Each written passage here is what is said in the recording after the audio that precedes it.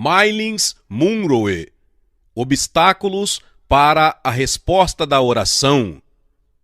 Reconhecer e superar os obstáculos para as respostas de oração protegerá seu potencial de oração e lhe dará a motivação e a perspectiva certas para orar. A oração é a maior de todas as oportunidades e de todos os privilégios oferecidos para alguém que está em Cristo. Por causa do poder da oração, o adversário se empenha em fazer com que as orações pessoais e da igreja sejam ineficazes. Satanás sabe que a igreja é tão poderosa quanto é sua vida de oração. Por isso, ele vai usar concepções erradas sobre a oração para enfraquecer nosso potencial de orar.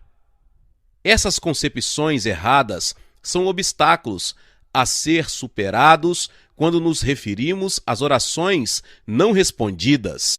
Alguns desses obstáculos podem ser os amigos bem próximos, com quem você convive por algum tempo.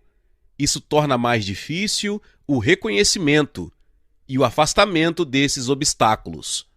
Neste capítulo, gostaria de ressaltar um bom número de crenças errôneas sobre a oração. Dessa forma, você poderá comparar e perceber como são diferentes daquilo que a palavra de Deus define como oração. Superar esses obstáculos com a ajuda da graça de Deus o ajudará a compreender verdadeiramente o propósito e o poder da oração. Em primeiro lugar, aprender sobre a oração, mas não praticá-la. O primeiro obstáculo é o desejo apenas de ler sobre a Bíblia e a oração, em vez de estudar a própria palavra e se equipar em oração. Ganhamos uma falsa sensação de satisfação quando aprendemos sobre alguma coisa, mas de fato não a praticamos. Consideramo-nos como parte de nossa vida, mas isso ainda não alcançou nosso coração, nem subiu da teoria para a prática. Satanás gosta quando lemos sobre algo que deveríamos fazer, mas nunca chegamos de fato à prática. Quando compramos livros sobre a oração e a Bíblia, mas nunca chegamos a fazer o que os livros dizem. Quando compramos fitas cassetes de estudos, mas jamais praticamos o que ouvimos, isso é como comprar um livro de culinária e jamais cozinhar. Quantos livros de culinária as pessoas têm em casa que jamais utilizaram? Muitos cristãos leem na Bíblia como deveriam receber as respostas de suas orações e sentem-se inspirados. Eles podem dizer: Daniel orou, José orou, e olha os resultados que tiveram. Muito pode por sua eficácia a súplica do justo. Tiago capítulo 5, verso 16. Eu deveria orar também. No entanto, jamais se dispõe a fazer um compromisso com Deus nesse sentido. Temos a falsa ideia de que se soubermos alguma coisa sobre o assunto da oração, de alguma forma já oramos. Por exemplo, você pode ter compreendido verdades importantes sobre a oração pela primeira vez lendo este livro. Pode estar dizendo: isso é poderoso e pode mudar minha vida. No entanto, sem aplicar esses princípios, seu conhecimento não será de nenhuma ajuda em sua vida espiritual. A maior causa de orações não respondidas é nos tornarmos especialistas no conhecimento sobre a oração, mas não mestres na prática dela. O melhor caminho para a oração é orar. Em segundo lugar, concordância mental em vez de ação. Esse obstáculo é uma variação do anterior. Concordar mentalmente com algo é tão parecido com a fé que algumas pessoas têm que mal se vê a diferença entre as duas. Concordar mentalmente significa aceitação intelectual da palavra como verdadeira, admirando-a e concordando com ela, mas sem permitir que tenha qualquer impacto na vida, de forma que não adianta em nada. De fato, concordância mental concorda com Deus, mas não crê nele. A pessoa que concorda mentalmente afirma que a Bíblia inteira veio de Deus, que é a revelação de Deus e cada palavra é verdadeira. Porém, quando chega a crise, ela diz: eu sei que a Bíblia é verdadeira, mas ela não funciona para mim. Ela sempre cita as Escrituras, que de fato não crê. Por exemplo, ela pode mentalmente afirmar a promessa: e o meu Deus, segundo sua riqueza em glória, há de suprir em Cristo Jesus cada uma de vossas necessidades. Filipenses 4,19. Mas jamais confiar que, em sua própria vida, Deus pessoalmente aplicará esse verso. Uma pessoa que concorda mentalmente com a palavra de Deus diz: o que tu dizes é maravilhoso, e deixa isso ali. Posso imaginar a resposta de Deus: obrigado, agora quer fazer o favor de praticar?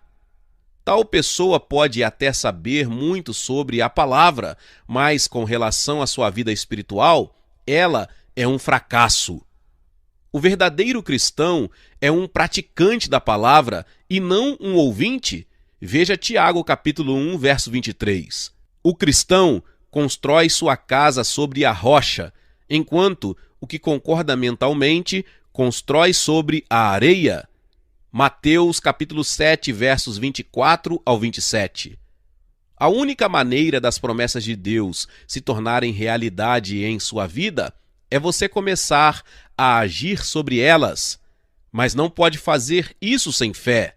Na verdade, a palavra promessa já requer fé.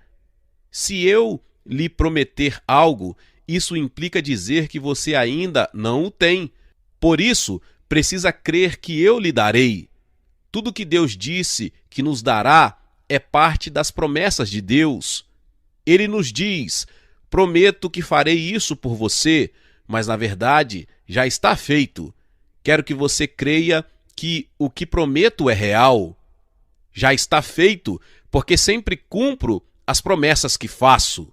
Uma variação da concordância mental é o conhecimento sensitivo. Essa é a atitude do que diz: se não posso ver, então não é real. Crerei quando puder ver. A Bíblia nos diz: visto que andamos por fé e não pelo que vemos, 2 Coríntios 5:7. Isso significa que fé e conhecimento sensitivo não são compatíveis. Fé é a substância e a evidência das coisas que seu sentimento de conhecimento não pode ver. Veja Hebreus capítulo 11, verso 1. O sentimento de conhecimento tem se tornado um de nossos maiores obstáculos para a fé, porque em muitas culturas somos treinados e condicionados a viver somente pelos nossos 5 sentidos. Se não podemos analisar uma coisa e, empiricamente, concluir que algo funciona de verdade, então não cremos que é verdadeiro. No entanto, Deus diz que o que ele prometeu já é uma realidade, mas não se tornará real diante de nossos olhos até que creiamos que é real antes de vermos, pela completa confiança em Deus e sua palavra. É assim que a fé funciona. A Bíblia diz que a fé é a certeza das coisas que se espera, a convicção de fatos que não se veem. Hebreus 11:1. Note com cuidado que esse verso não diz que a fé é a evidência das coisas que não existem, mas que a fé é a evidência das coisas que não se podem ver. Por exemplo, você não pode sempre ver como Deus atende às suas necessidades, porém ele diz: eu já atendi, creia-me. Essa é a fé viva. Se você viver de outra forma, só vai conseguir pressão alta, depressão e medo. Você vai viver frustrado, porque vai tentar imaginar como atender suas próprias necessidades, quando você não tem essa capacidade. Deus diz: vou suprir todas as suas necessidades. Já tenho tudo preparado. Confie em mim. Se você tem concordado mentalmente com a verdade, mas não agiu sobre ela, você tem vivido abaixo dos seus privilégios por tempo demais. Você precisa passar a viver pela fé que Deus lhe deu para que a palavra dele comece a acontecer em sua vida. As pessoas dizem: bem, preciso de mais fé. Fé é fácil de se obter, pois ela vem pelo ouvir a palavra de Deus. Romanos 10:17. Ao receber a palavra, a sua fé cresce. Todas as vezes que você ouve ou lê a palavra de Deus e a põe em prática, sua vida espiritual fica ainda mais fortalecida. Não se pode receber a palavra de Deus sem que haja uma mudança para melhor. A palavra é uma semente e, quando encontra solo fértil, ela cresce por causa do poder que está nela. Em Tiago 1:22 lemos: tornai-vos, pois, praticantes da palavra e não somente ouvintes, enganando-vos a vós mesmos. Esse verso distingue a pessoa que concorda mentalmente daquele que tem fé. Tiago diz que se você acha que somente ouvir a palavra fará alguma diferença, você está se enganando. Você precisa aprender a aplicar o que ouviu, crendo e depois agindo sobre isso. Jesus disse aos chefes dos sacerdotes e anciãos do povo: e que vos parece? Um homem tinha 2 filhos, e chegando-se ao primeiro disse: filho, vai hoje trabalhar na vinha? Ele respondeu: sim, senhor, porém não foi. Dirigindo-se ao segundo, disse-lhe a mesma coisa, mas este respondeu: não quero. Depois, arrependido foi. Qual dos 2 fez a vontade do pai? Disseram-lhe eles: o segundo. Disse-lhes Jesus: em verdade vos digo que os publicanos e meretrizes vos precedem no reino de Deus. Mateus, no capítulo 21, os versos 28 ao 31. O primeiro filho concordou mentalmente com o que o seu pai lhe pedira, mas ele nunca se levantou e agiu. Embora o segundo filho, a princípio, se mostrasse rebelde, acabou concordando com o pai e fez o que lhe fora pedido. Jesus estava nos mostrando que não basta dizer que cremos. Temos de viver nossa fé, fazendo o que Deus pede que façamos. Não devemos apenas concordar com a palavra, mas vivê-la. Em terceiro lugar, ouvir a palavra, mas não internalizá-la. Outro grande obstáculo à oração respondida é ouvir a palavra, mas não internalizá-la. Pular esse degrau é comprometer toda a saúde espiritual, pois é necessária uma internalização da palavra para que ela tenha impacto em nossa vida. Quando não interiorizamos a palavra, ela entra por um ouvido e sai pelo outro. Satanás rouba a palavra de tal maneira que não tenha nenhum impacto em nossa vida. Jesus disse: a todos os que ouvem a palavra do reino e não a compreendem, vem o maligno e arrebata o que lhes foi semeado no coração. Mateus 13:19. A afirmação acima é parte da parábola do semeador.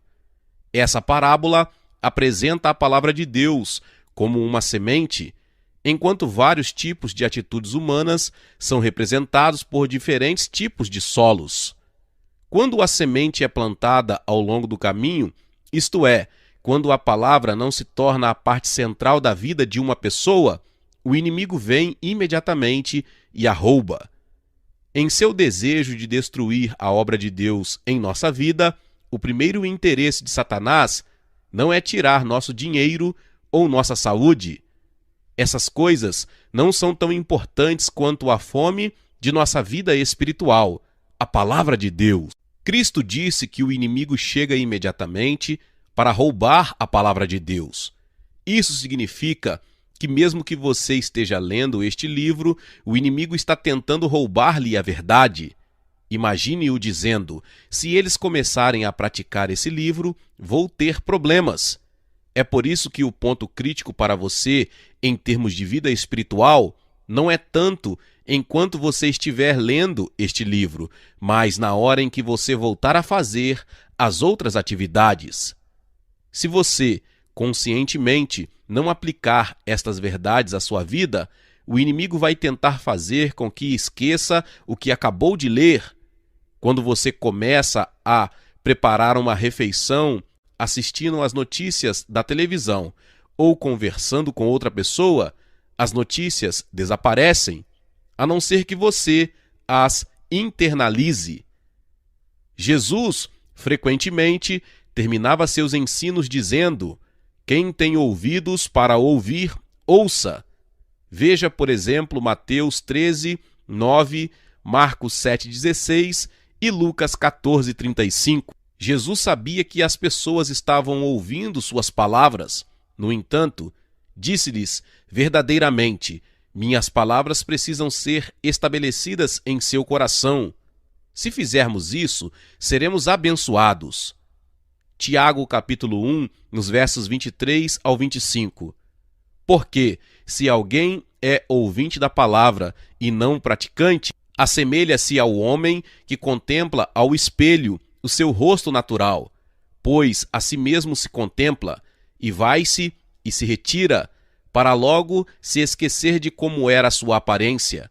Mas aquele que considera atentamente na lei perfeita, lei da liberdade, e nela persevera, não sendo ouvinte negligente, mas operoso praticante, esse tal será bem-aventurado no que realizar. Gosto de como a Living Bible parafraseia as ordens de Jesus em Apocalipse 2,7. Que esta mensagem penetre nos ouvidos de todos aqueles que ouvem o que o Espírito está dizendo às igrejas. Deixe a mensagem penetrar pelos seus ouvidos. Focalize-se naquilo que você leu e ouviu da palavra de Deus e deixe que ela permeie seu espírito. A Bíblia chama esse processo de meditação. Tanto no Antigo quanto no Novo Testamento, a meditação tinha um grande valor.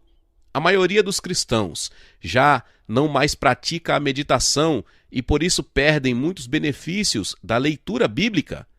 Talvez isso se deva a uma má compreensão da palavra meditação. A meditação bíblica é muito diferente da meditação transcendental, a prática das religiões orientais.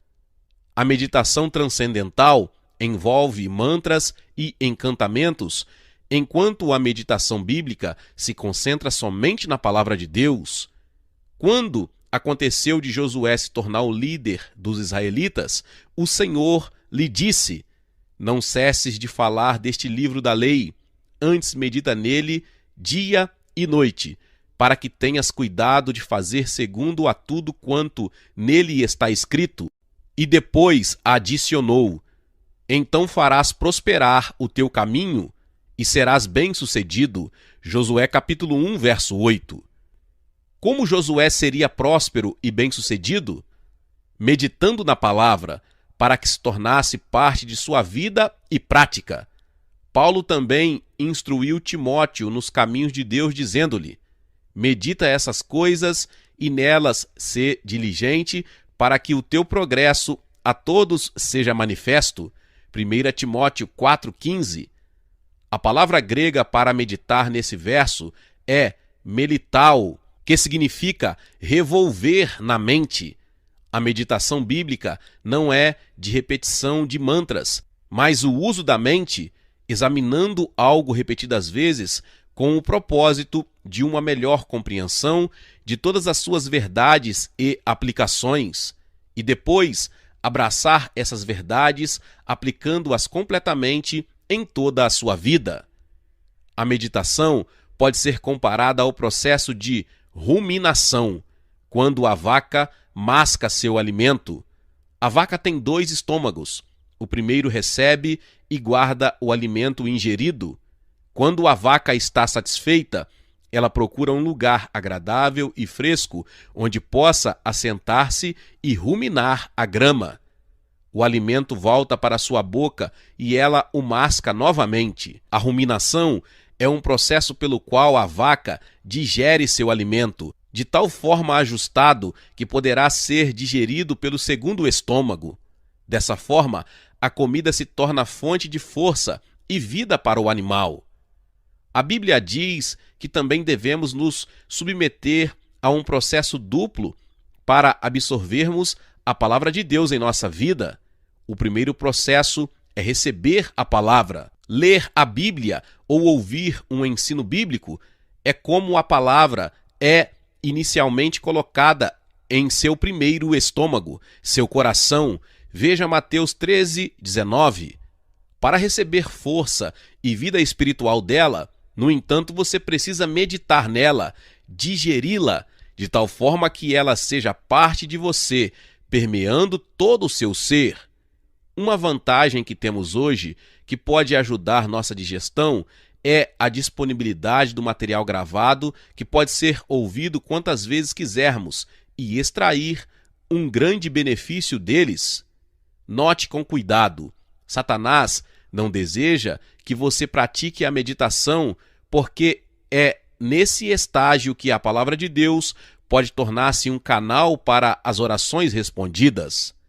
Apenas sentar-se ou ouvir um bom estudo no domingo pela manhã e na quarta-feira à noite não é a chave para o sucesso, mas absorver a palavra é.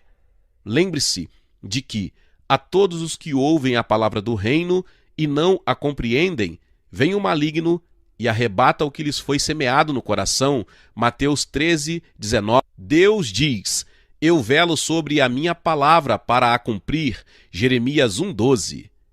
Se Satanás pode roubar-lhe a palavra, ele também pode roubar o que Deus colocou em você para que cumprisse os propósitos dele em sua vida. Às vezes, logo depois da igreja, pessoas bem-intencionadas virão até você para conversar sobre coisas que não estão relacionadas com a mensagem do pastor, e isso mudará totalmente seu foco e sua atitude. Sempre peço à minha congregação que passe alguns momentos no final do culto em oração e meditação para que possamos pensar naquilo que o Senhor acabou de nos ensinar e isso se torne parte de nossa vida. Quando isso acontece, o diabo não pode roubar a palavra, porque Deus agora tem alguma coisa para poder usar para realizar a vontade dele. Em quarto lugar, esperança em vez de fé. Outro obstáculo que bloqueia a oração de muita gente é ter esperança em vez de ter fé. Há duas maneiras de a esperança interferir no que Deus quer realizar por intermédio da oração. Número 1. Quando aplicamos a definição bíblica de esperança, futura realização, a situações cotidianas de fé. E, número 2. Quando nossa esperança não é bíblica, mas apenas anseios que expressam desejos. Primeiro, muita gente confunde esperança com fé, mas são conceitos diferentes. A Bíblia diz: agora, pois, permaneçam a fé, a esperança e o amor. Estes três, porém, o amor destes é o maior. 1 Coríntios 13:13. A palavra grega para a fé é pistis, que significa crença, confiança. Também pode significar certeza, segurança. A palavra para a esperança é eupis, que significa expectativa ou confiança. A esperança bíblica é baseada na fé, porque é a confiante antecipação do cumprimento final da própria fé. A esperança é uma coisa bonita e necessária quando se fala do céu, da segunda vinda de Cristo e de tudo que Deus nos prometeu para o futuro, a culminação de nossa salvação, a ressurreição de nosso corpo, o novo céu e a nova terra e nosso reinado com Jesus para sempre. A segurança de futuras bênçãos é como a esperança bíblica se resume, a qual temos por âncora da alma, segura e firme, e que penetra até além do véu. Hebreus 6,19. E o Deus de esperança vos encha de todo o gozo e paz no vosso crer, para que sejais ricos de esperança no poder do Espírito Santo. Romanos 15,13. No entanto, esse tipo de esperança pode se tornar um empecilho às orações respondidas quando mal aplicada. Há bênçãos que Deus nos quer dar nesta vida, no presente. Se acharmos que elas estão somente no futuro, não vamos exercer nossa fé para ver essas bênçãos se realizarem aqui e agora. Onde não há aplicação de fé, o cumprimento das bênçãos não vem. Os cristãos que têm esta perspectiva receberão as bênçãos futuras que esperam e creem, mas perderão as bênçãos que Deus quer lhes dar hoje. Por exemplo, quando você pede a Deus recursos para pagar a hipoteca, você não precisa do dinheiro no futuro, mas agora. Aí você precisa de fé e não de esperança. Segundo, há um tipo de esperança que é apenas a expressão de desejos e anseios. Não é baseada na fé, conforme a esperança bíblica. Em vez disso, ela é baseada em incerteza e dúvida. Podemos pensar na diferença dessa maneira. A primeira é esperança e a segunda é esperando. Esperando é quando dizemos: espero que isso aconteça, espero por este trabalho, espero que Deus ouça minhas orações. O pensamento que só expressa desejo é um elemento destrutivo na vida presente e na prática da oração. Hebreus capítulo 11, verso 1 nos diz: ora, a fé é a certeza das coisas que se esperam, a convicção de fatos que se não veem. Aprendemos em capítulos anteriores que recebemos o que Deus nos prometeu quando oramos. Ter fé significa falar e afirmar este fato até que a resposta se manifeste. O esperando é perigoso porque pode cancelar nossas orações. Por exemplo, suponha que você peça a Deus algo de acordo com sua palavra e diga: Senhor, eu creio. Logo depois você se levanta de sua oração e diz: espero que isso aconteça. Você acabou de anular sua oração. Quando você ora por uma bênção para o tempo presente, a esperança não tem vez, a não ser que seja uma expectativa confiante de que o que foi pedido está a caminho. Quando Daniel continuou a orar, mesmo que sua resposta não tivesse chegado dentro de 3 semanas, ele não estava esperando que houvesse uma resposta, mas estava aguardando por uma. Há uma diferença. Suponha que você ligue para um amigo e diga: estou fazendo um bolo e fiquei sem manteiga. Dá para você me trazer um pouco? Você está fazendo um pedido. Seu amigo diz: já estou a caminho. Você está na esperança de receber a manteiga? Não. Você continua a fazer o bolo porque crê que a manteiga está a caminho. Você está esperando porque seu amigo já prometeu trazê-la. A única dificuldade dessa analogia é a pessoa que prometeu. A Bíblia diz: se Deus disse, ele fará. Se ele prometeu, acontecerá. Números capítulo 23, verso 19. Mas seu amigo pode ter um problema, um pneu furado ou mudar de ideia. Por isso a Bíblia diz: melhor é buscar refúgio no Senhor do que confiar no homem. Salmos 118, 8. A esperança não realiza nada. Quanto tempo você tem esperado para voltar aos estudos, fazer o supletivo, aprender computação?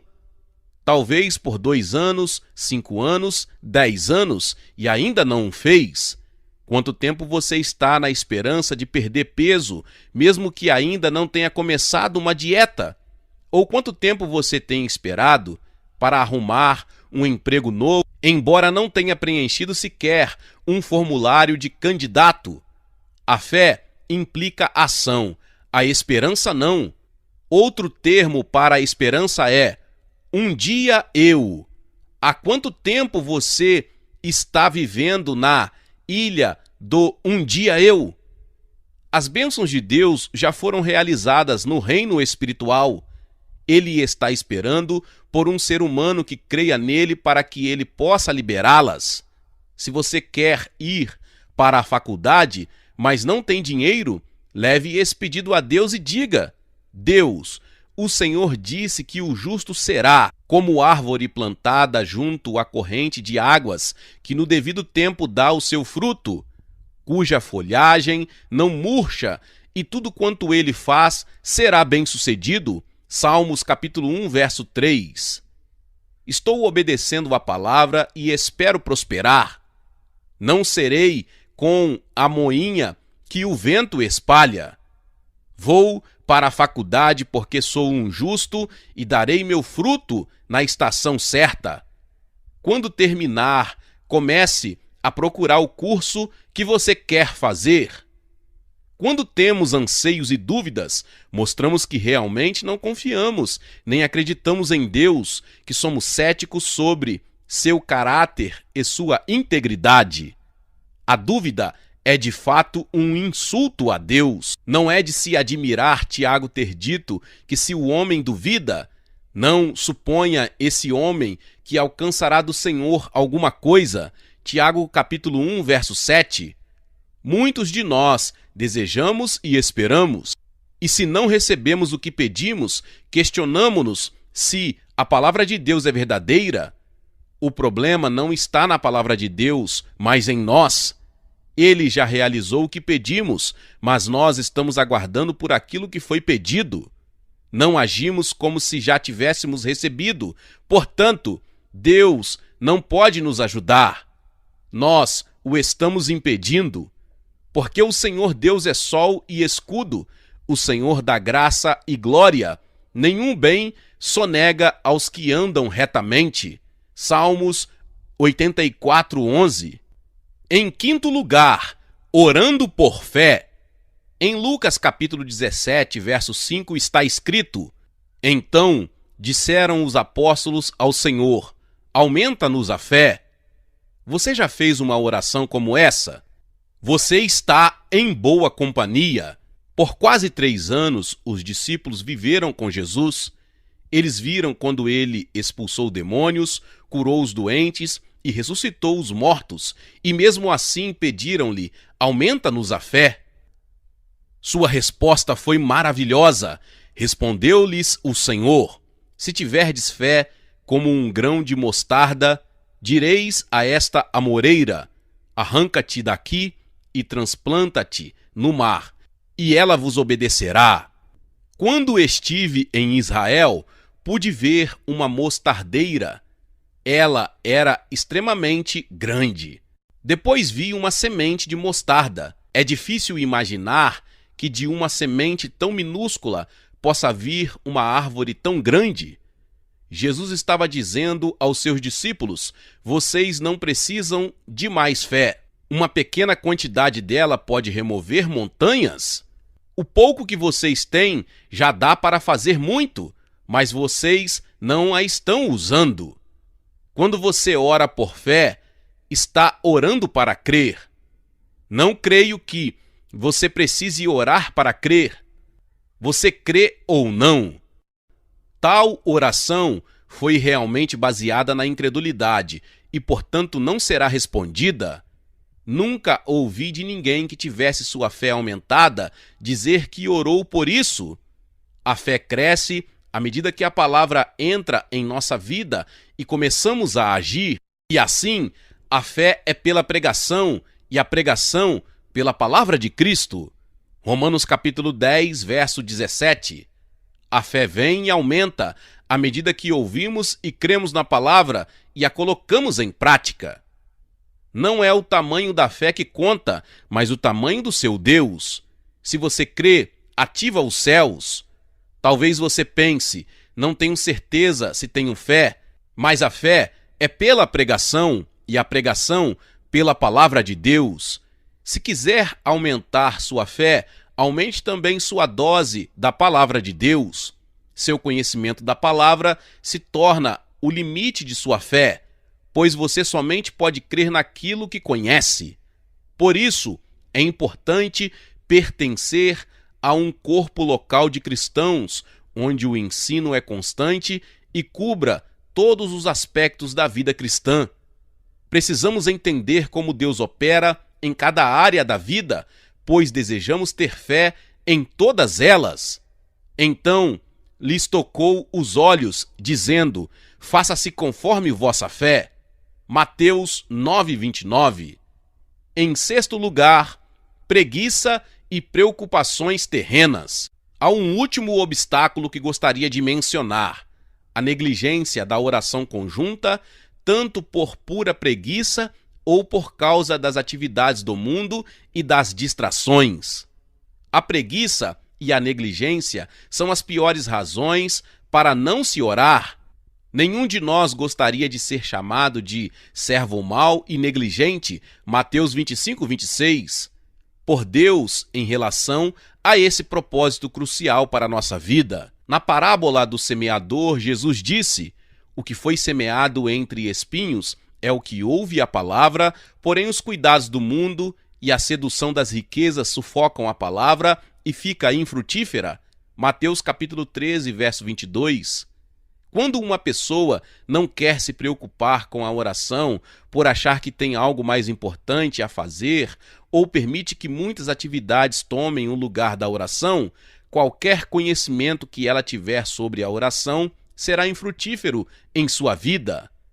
Mateus capítulo 3, verso 10, lemos: já está posto o machado à raiz das árvores.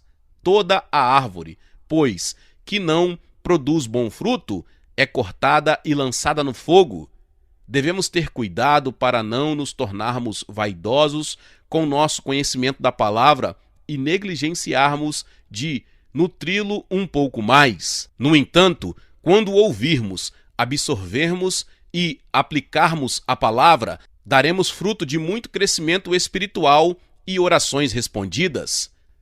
Veremos que o propósito original de Deus para abençoar a terra cumpriu-se por intermédio da nossa vida. Vamos orar junto. Pai Celestial, tua palavra diz: sede sóbrios e vigilantes. O diabo, vosso adversário, anda em derredor, como leão que ruge, buscando alguém para devorar. Resisti-lhe firmes na fé. 1 Pedro capítulo 5, versos 8 e 9. Pedimos-te que nos ajude a estar em alerta aos obstáculos da vida que o inimigo quer usar para destruir nosso potencial de oração. Ajuda-nos a resisti-lo à medida que ficamos firmes em nossa fé. Permita que o Espírito Santo nos mostre onde estamos sendo enganados em nossas atitudes com relação à oração e à palavra, para que possamos entender e praticar a oração de forma verdadeira e eficaz. Pedimos-te essas coisas no nome de Jesus, que resistiu ao inimigo pelo poder da tua palavra. Amém. Glória a Deus, que palavra poderosa. Talvez você chegou aqui pela primeira vez e ainda não se inscreveu aqui no canal. Se inscreva aqui no canal. Logo você vai ver um sininho. Quando você tocar no sininho, você vai ver a palavra todas. Clique em todas, porque todos os dias são postados vídeos abençoados aqui no canal para te abençoar. Deixe também o seu like e não se esqueça de compartilhar esta palavra com mais pessoas. Meus irmãos e minhas irmãs, nos vemos nos próximos vídeos. Amém.